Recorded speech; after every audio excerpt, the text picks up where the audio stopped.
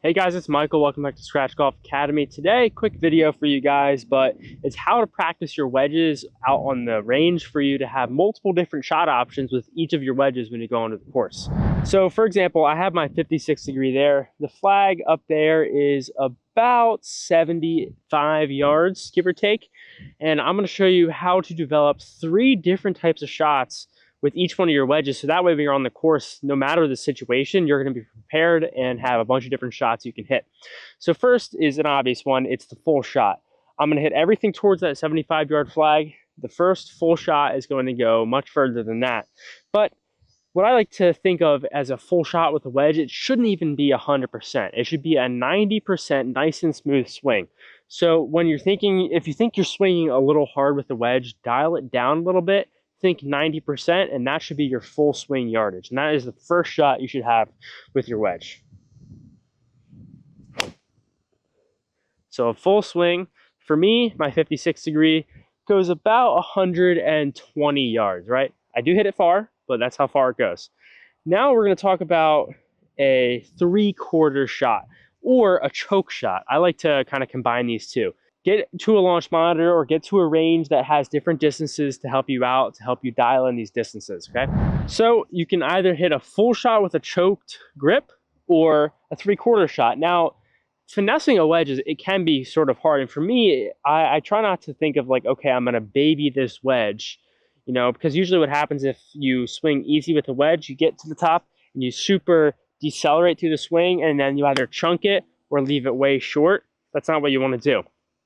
Think of a 3/4 swing with your wedge as the ultra smooth version, okay? Your full swing is a little bit less than what full power would be, and a 3/4 is smooth as can be. Think Ernie Els, think clockwork, back through.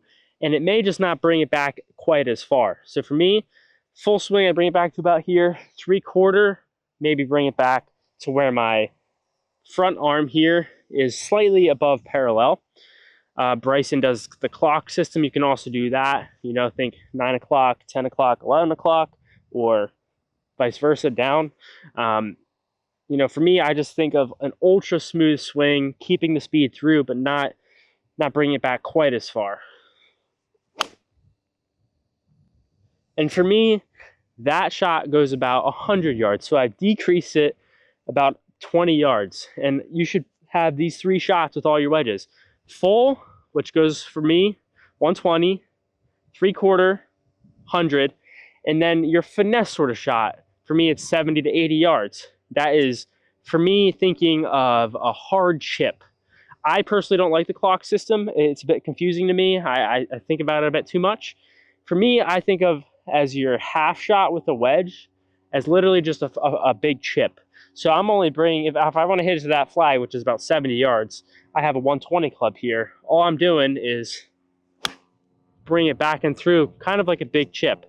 And that ball went perfectly about 70 yards.